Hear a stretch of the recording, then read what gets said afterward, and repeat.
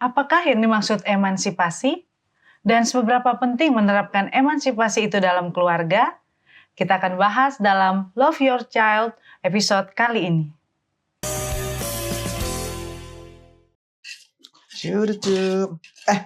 Bagas, nanti kalau udah selesai dikupas yang ini taruh di sini ya. Oke.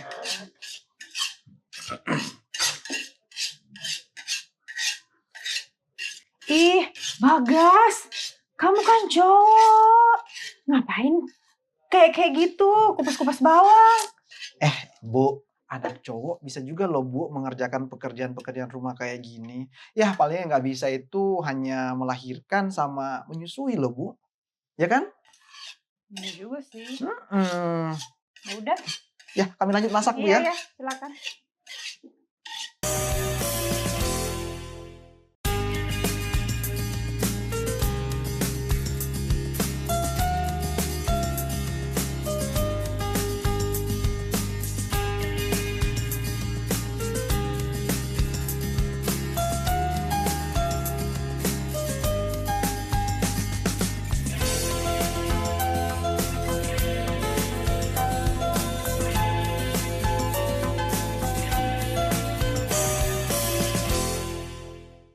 Halo pemirsa Hope Channel Indonesia dimanapun Anda berada. Kita jumpa lagi dalam program Love Your Child, suatu program yang mengajak kita untuk mendidik dan mengasihi anak kita untuk menjadi generasi yang lebih baik. Ketika anak-anak perempuan dididik, sebuah negara akan lebih kuat dan lebih makmur. Satu quote dari Michelle Obama. Dan saat ini apa yang akan kita bahas? Kita akan membahas bagaimana menerapkan emansipasi dalam keluarga.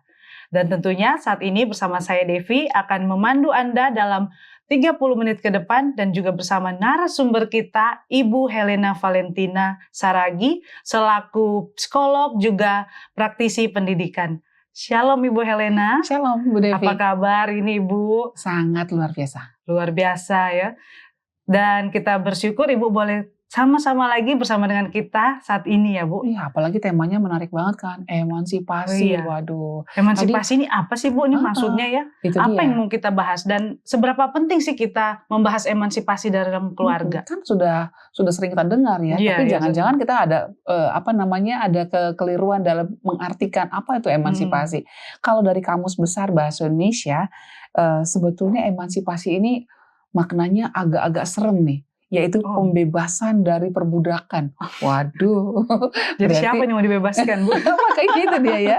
Jadi dalam keluarga. Emansipasi itu adalah juga persamaan hak dalam berbagai kehidupan bermasyarakat.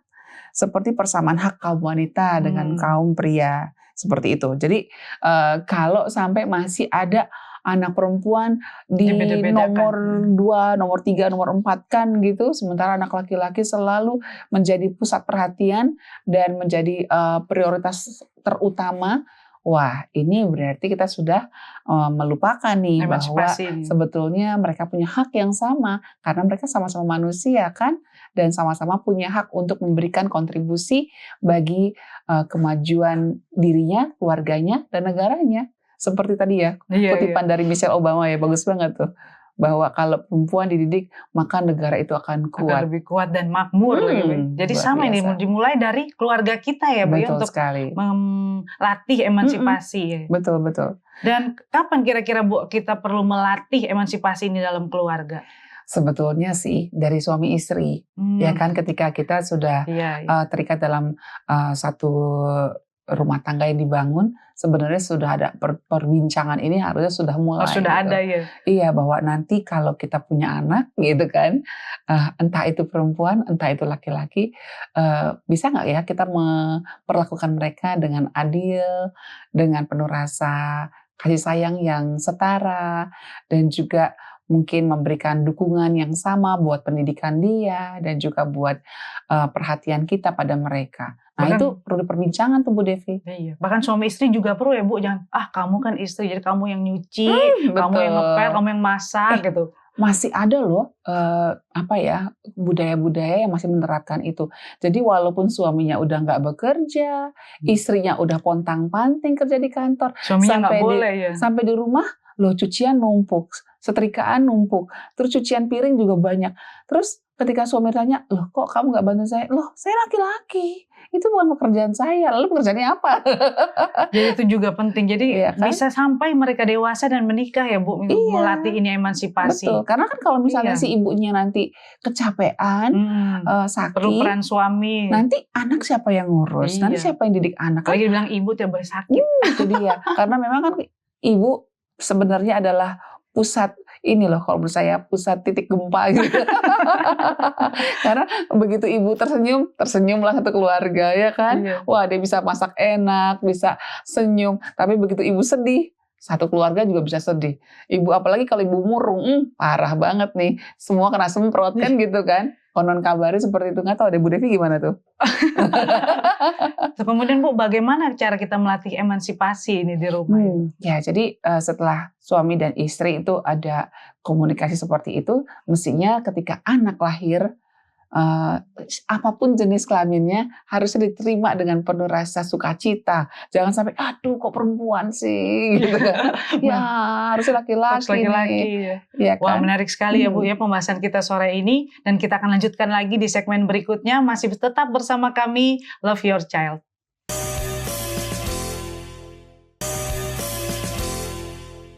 Kembali lagi bersama kami dalam program Love Your Child. Kita masih membahas seputar menerapkan emansipasi dalam keluarga.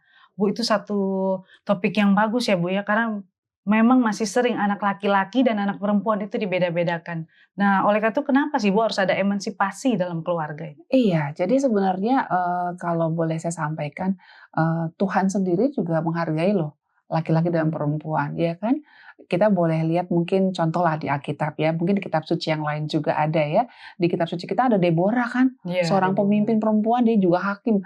Bayangkan itu ditulis di Alkitab, artinya bahwa sebetulnya anak perempuan juga sebetulnya bisa jadi tonggak kemajuan bangsa dan negaranya gitu. Bisa menolong bangsanya untuk berbuat sesuatu yang lebih baik dan bisa membuat negara itu lebih kuat seperti itu. Dan yang kedua, alasan penting kenapa keluarga harus menghormati emansipasi wanita, tidak membeda-bedakan antara laki-laki dan perempuan sehingga kita bahas saat ini adalah karena wanita juga bisa menjadi seorang leader. Memang di rumah tangga imam itu adalah bapak, tapi dia juga adalah seorang pemimpin buat anak-anaknya. Karena ketika mendidik anak-anak di rumah, tentu saja dia harus punya sikap sebagai sosok yang bisa dicontoh, yang bisa menjadi teladan gitu. Artinya sosok seorang pemimpin dan bukan cuma di rumah, mungkin di skala yang lebih besar dia bisa menjadi sosok pemimpin di lingkungan RT-nya, RW-nya, ibu PKK, atau mungkin ibu negara gitu ya, atau Bu Devi sebagai ibu seorang pemimpin gitu kan. Kan itu kan perlu dilatih. Ya kan kalau tidak ada penghargaan pada emansipasi, bagaimana dia bisa berkembang? Nah itu dia. Terus yang ketiga adalah memang wanita itu adalah sebagai sosok penting dalam menciptakan generasi muda yang berintegritas. Jadi kalau misalnya wanita berperan melahirkan anak dan juga mendidik manusia yang berguna bagi nusa dan bangsa, tentu saja wanita juga mesti mendapat pendidikan yang sebaik-baiknya gitu, tanpa harus berpikir bahwa toh nanti juga jadi mama. Memang kalau jadi mama justru harusnya kepintarannya melebihi S1, S2 harusnya. Iya, karena mau menghadirkan generasi ini kan berikutnya, mencetak generasi berikutnya, generasi yang lebih baik dan calon tiang-tiang negara, tiang-tiang gereja, tiang-tiang keluarga yang berhasil gitu kan, yang kuat dan tangguh. Tentu saja perlu pendampingan dari seorang ibu yang terdidik dengan baik. Ya, kita lihat ya pemirsa bahwa penting sekali emansipasi wanita dalam keluarga dan dimulai sejak dini. Dan saat ini kita memiliki tamu. Shalom Ibu Helvi. Oh, tamu kita nampaknya. Halo Ibu, apa kabar? Terima kasih boleh bergabung bersama kami di studio. Halo Bu Helvi. Apa suara sudah terdengar, Ibu? Ya, sudah terdengar, maaf. Ya. Ibu Helvi ada di mana ini, Ibu? Di kota? Iya, Mak. Perjalanan di Bandung. Oh, di Bandung. Ibu di Bandung. Kota dingin ya. Ibu Helvi sehari-hari bekerja atau? Bekerja atau Iya, hanya di saya rumah? bekerja di sakit. Rumah Oh. sakit sebagai perawat ya Bu ya. Iya, Bu. Dan saat ini kita mau sharing ya Bu ya, bagaimana kita sedang membahas tentang menerapkan emansipasi dalam keluarga. Dan kira-kira Ibu waktu Ini sebagai Bu ya? perawat pasti harus sekolah ya. Ibu dulu waktu sekolah lumayan perjuangannya ya, seorang perawat nggak mudah loh. Apalagi sekarang ada profesi nurse ya Bu ya. Iya, betul. Iya, jadi belajarnya nggak bisa cuma 3 tahun, tambah lagi.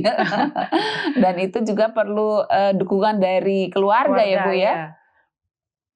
Dan bagaimana Ibu ketika Ibu dulu bisa sharing, apakah dulu ada perbedaan di keluarga antara misalnya mungkin Ibu punya saudara laki-laki dengan Ibu dan dibedakan gitu.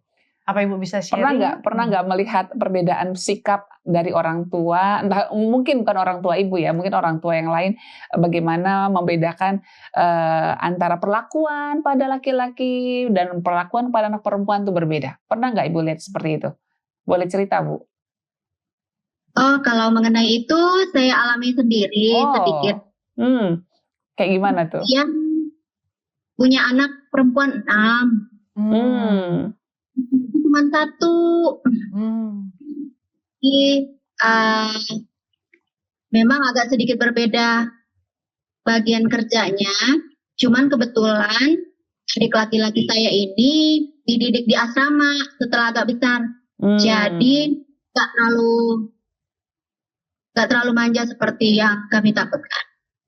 Iya. Jadi kalau di asrama tentu saja nggak ada perbedaan ya. Semua harus bekerja, tanggung jawabnya sudah disiapkan dan harus dipatuhi. Tapi kalau di rumah gimana Bu? Apakah terasa perbedaannya tadi Ibu bilang? Kayak gimana tuh perbedaannya?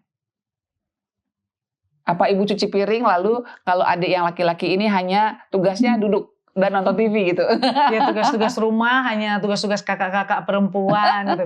Cuci piring kakak yang nomor 1 atau cuci baju, dan adik laki-laki nggak boleh kerjain pekerjaan rumah. Karena takut lecet. Apakah ada seperti itu Bu? Kalau masak memang cenderung tidak, ya agak dijauhkan. Tapi kalau beres-beres rumah, yang laki-laki juga ikut berperan sih.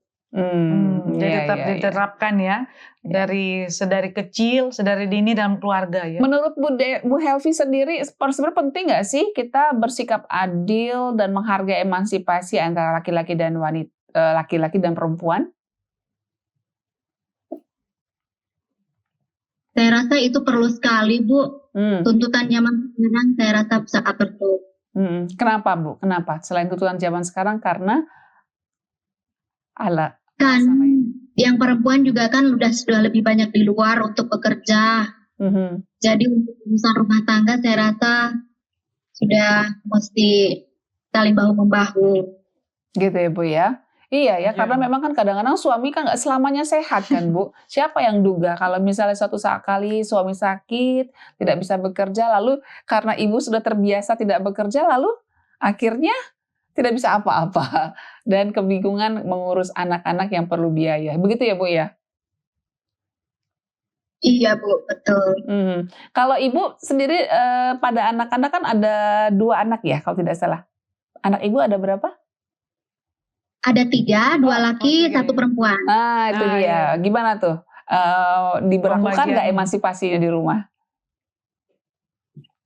Kami semua berperan hampir sama lah. Tapi laki-laki lebih banyak mengerjakan yang lebih menggunakan otot.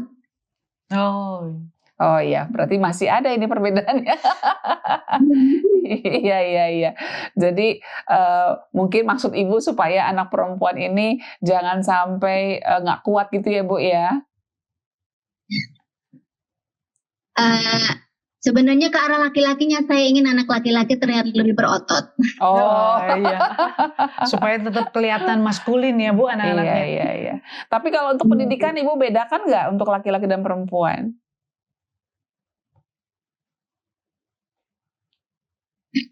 Pada saat misalnya mereka mau sekolah, mau kursus, mau apa. Oh, kalau laki-laki boleh kursus yang banyak. Kalau anak perempuan jangan nanti habis-habisin uang aja. Dia kan diambil orang nantinya. Ada nggak seperti itu Bu?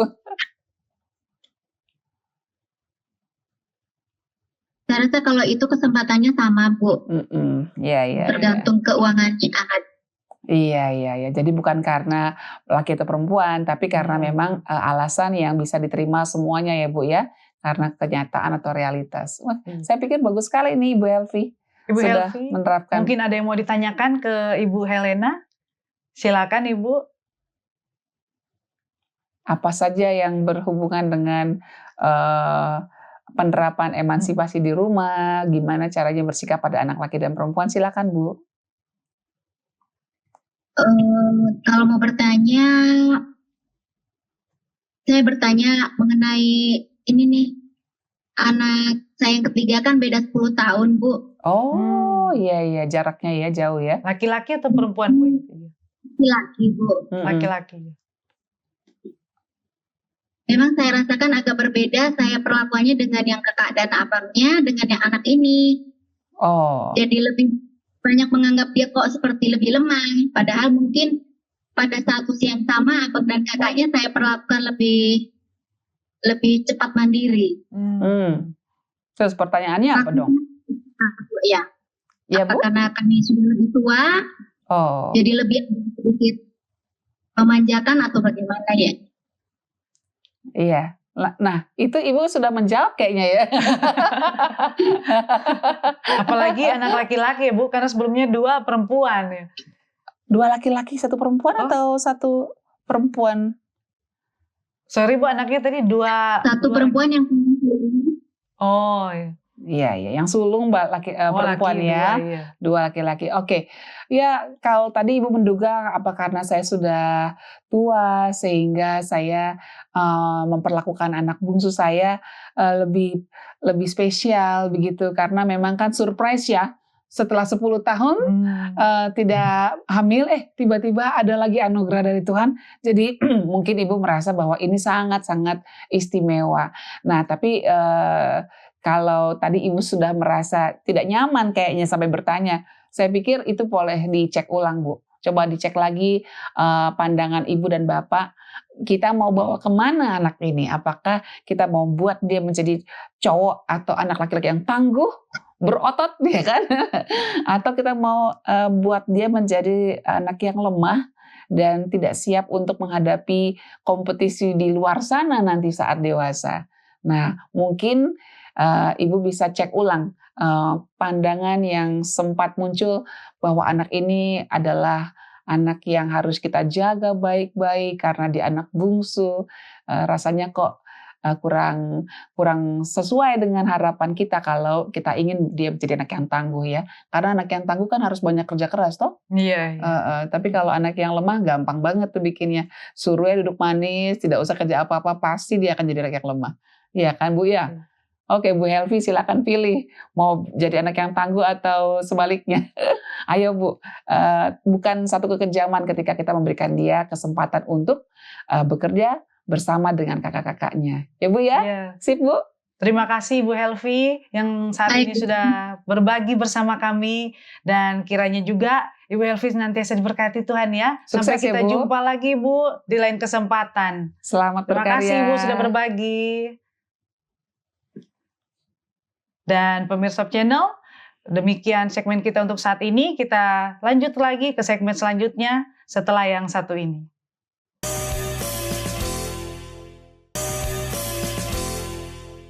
Terima kasih masih bersama dengan kami di program Love Your Child. Kita masih membahas ya Bu tentang menerapkan emansipasi di keluarga. Betul. Nah Bu, saya pernah nih dengar ada satu anak, dia seneng main bola, tapi anak ini anak perempuan. Nah terus habis itu papanya nih yang gak setuju, aduh ini anak seneng banget main bola, kata gitu. Nanti kakinya jadi gede kayak laki-laki, ada betisnya gitu. Itu bagaimana ya Bu? Tapi padahal anaknya seneng banget ini main bola. Iya. Ini keluarga ini kira-kira sudah menerapkan emansipasi belum ya? Belum. Ya kalau menurut saya ya mungkin tergantung ya. Ini apa endingnya gimana Bu? Nih endingnya akhirnya tuh anak itu akhirnya diizinkan nggak main bola atau? Sepertinya diizinkan akhirnya diizinkan, ya. Nah saya pikir memang struggle ya ketika kita sudah punya pandangan bahwa laki-laki itu stereotipenya harus melakukan olahraga yang kayak A, B, C, D. Kalau yang perempuan nari aja deh nari aja, nari senam gitu Benang, kan. ya.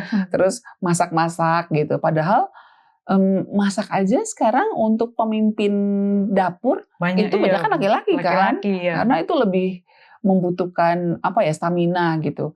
Terus pemain bola juga kan banyak juga perempuan toh. Iya, ada Jadi, juga kesebelasan perempuan. Nah, itu dia. Jadi sebenarnya sih sangat disayangkan kalau anak kita punya bakat tertentu, minat tertentu yang positif ya, bisa berguna untuk kesehatannya, bisa untuk kebaikan banyak orang, tapi hanya karena gender lalu akhirnya dibatasi. Sayang sekali ya Bu ya. Iya. Kayak anak laki-laki yang ingin bisa menjahit, saya pikir salahnya di mana ya? Dari zaman dulu juga kan ada desainer laki-laki. itu dia, Ya. desainer laki-laki, dan mungkin dia bisa merancang baju laki-laki yang keren gitu karena dia seorang laki-laki ya. Jadi bukan berarti yang namanya laki-laki harus teknik saja kan jurusannya, tapi juga sesuai dengan bakat dan minat dia gitu. Jadi kalau dibilang keluarga itu sudah menerapkan ciri keluarga yang menerapkan emansipasi, saya pikir itu mungkin sedang berjuang dia, sedang berjuang ya. Jadi kemudian bagaimana Bu ciri-ciri dari keluarga yang sudah menerapkan emansipasi itu? Yang pertama pasti dia akan buang perspektif bias gender.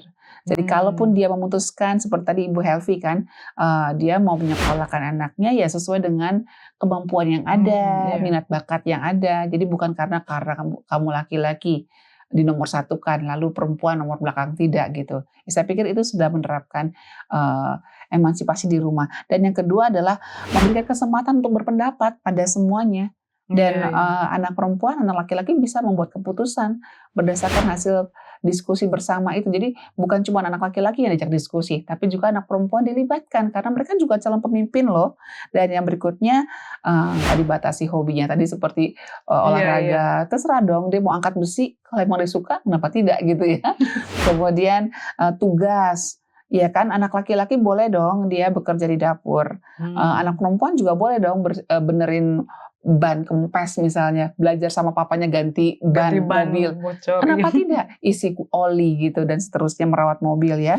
Dan tidak terlalu banyak melarang. Ini kerja anak perempuan. Jangan ya gitu kan. Jadi perspektif bias gender dihapuskan dan itu menunjukkan bahwa keluarga ini menghargai laki-laki dan perempuan dengan sewajarnya dan mendukung kemajuan mereka.